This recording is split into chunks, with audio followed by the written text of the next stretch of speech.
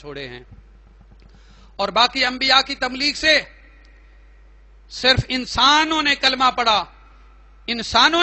پڑھا، مگر قربان جائیں میرے آقا کی زندگی اور سیرت پر کہ میرے آقا کی تبلیغ سے نہ صرف انسانوں نے کلمہ پڑھا بلکہ جنوں نے بھی کلمہ پڑھا، بلکہ جانوروں نے بھی کلمہ پڑھا، بلکہ درختوں نے بھی، پتھروں نے بھی کلمہ پڑھا.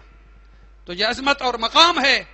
یہ شان ہے میرے آقا علیہ السلام کی سیرت طیبہ کی، میرے آقا علیہ السلام کی زندگی کی، کہ جس بنا پر رب کائنات نے میرے آقا کی زندگی کی قسم کھائی ہے. فرمایا محبوب تیری عمر کی قسم.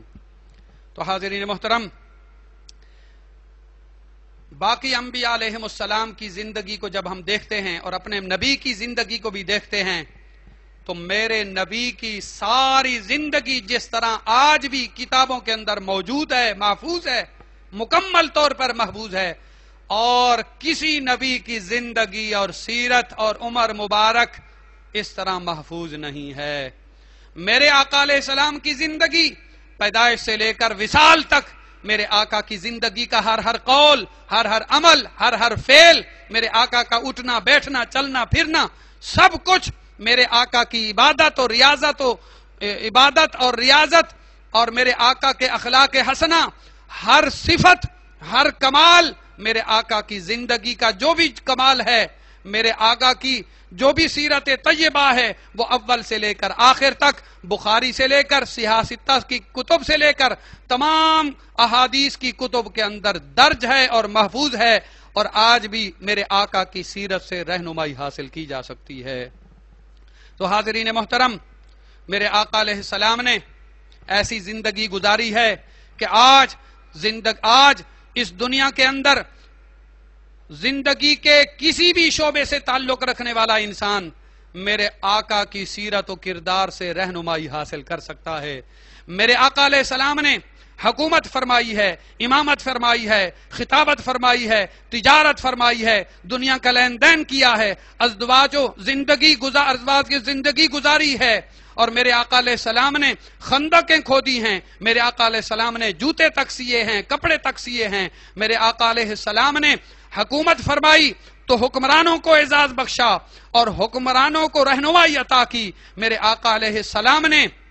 تجارت کر کے تاجروں کو اعزاز بخشا اور تاجروں کی رہنمائی فرمائی. میرے آقا علیہ السلام نے امامت و خطابت فرما کر ائمہ اور خطباء کو اعزاز بخشا اور ان کو رہنمائی عطا کی. میرے آقا علیہ الصلاۃ والتسلیم نے خندقیں کھود کر مزدوروں کو اعزاز بخشا اور مزدوروں کی رہنمائی فرمائی. میرے آقا علیہ السلام نے کپڑے خود سیے اور جوتے تک خود سیے اور درزیوں کو اور جوتے سینے والوں کو بھی اعزاز بخشا اور ان کی بھی رہنمائی عطا کی. تو حاضرین محترم، آج دنیا کا کوئی بھی انسان، میرے کسی بھی شعبے سے تعلق رکھنے والا انسان، میرے آقا کی حیات طیبہ ایسی کامل اور مکمل اور اکمل ہے کہ زندگی سے کسی بھی شعبے سے تعلق رکھنے والا انسان میرے آقا کی سیرت سے رہنمائی آج بھی حاصل کر سکتا ہے. تو حاضرین محترم، یہی وجہ ہے کہ میرے آقا علیہ السلام کی زندگی کی رب کائنات نے قسم کھائی ہے. فرمایا محبوب تیری عمر کی، تیری سیرت طیبہ کی قسم، تیری زندگی کی قسم کہ تیری زندگی ایسی بے مثل اور بے مثال ہے کہ ایسی زندگی کسی اور انسان کی زندگی نہیں ہو سکتی، نہ کسی رسول اور کسی نبی کی زندگی ہے. تیری زندگی اور حیات بے مثل ہے اور بے مثال ہے. تو حاضرین محترم،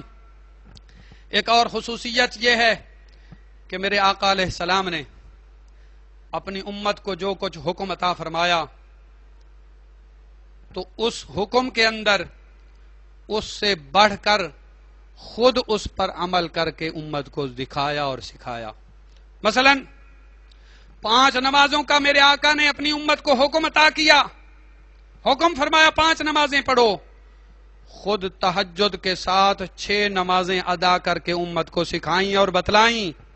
میرے آقا علیہ السلام نے امت کو فرمایا کہ اپنے مال کا 40واں حصہ زکوٰۃ کی صورت میں ادا کرو، لیکن میرے آقا علیہ السلام نے خود جو کچھ مال و دولت آپ کی بارگاہ میں آیا سارے کا سارا اللہ کی راہ میں خرچ کر دیا. اور میرے آقا علیہ السلام نے امت کو حکم دیا کہ طلوع فجر سے لے کر غروب آفتاب تک روزہ رکھو، نہ کچھ کھاؤ نہ پیو، لیکن خود بغیر سحر کے، بغیر افطار کے روزے رکھ کے امت کو تعلیم دی، امت کو سکھایا اور بتلایا۔ میرے آقا علیہ السلام نے حکم دیا کہ بیک وقت 4 بیویوں کے اندر عدل و انصاف کے تقاضوں کو پورا کرو، مگر خود بیک وقت 9 ازواج مطہرات کے درمیان عدل و انصاف کے تقاضوں کو پورا کر کے امت کو تعلیم عطا کی، امت کو سکھایا اور بتایا کہ عمل کس طرح کیا جاتا ہے۔ تو حاضرین محترم، ناظرین و سامعین کرام، یہ میرے آقا علیہ السلام کی زندگی کی خصوصیت ہے کہ جو باقی انبیاء میں نہیں ملتی، جس بنا پر رب کائنات نے اپنے محبوب نبی کی عمر کی قسم کھائی، فرمایا محبوب نبی تیری عمر کی قسم ہے۔ تو حاضرین سامعین کرام، ایک اور خصوصیت یہ ہے کہ میرے آقا علیہ السلام کی زندگی ایسی ہے کہ ایک مثال کے ذریعے ایک اور خصوصیت آپ کی زندگی کی آپ کو بتانا چاہوں گا کہ دنیا میں اگر کوئی شخص جس کے دنیا کے سارے لوگ، اکثر لوگ جاننے پہچاننے والے اس کے موتقد ہوں تو ہو سکتے ہیں، مگر گھر میں رہنے والی اس کی بیوی اس قدر اس کی موتقد نہیں ہو سکتی جتنے باہر کے لوگ موتقد ہوتے ہیں۔ کیوں؟ اس کی وجہ یہ ہے کہ وہ شخص اپنے گھر کے اندر رہتا ہے تو بیوی جہاں اپنے شوہر کی خوبیوں سے واقف ہوتی ہے وہاں خامیوں سے بھی واقف ہوتی ہے، اس لیے وہ اس قدر موتقد نہیں ہوتی جتنے باہر کے لوگ موتقد ہوتے ہیں۔ مگر قربان جائیں آقا علیہ الصلوۃ والتسلیم کی سیرت طیبہ پر کہ میرے آقا علیہ السلام نے جب اعلان نبوت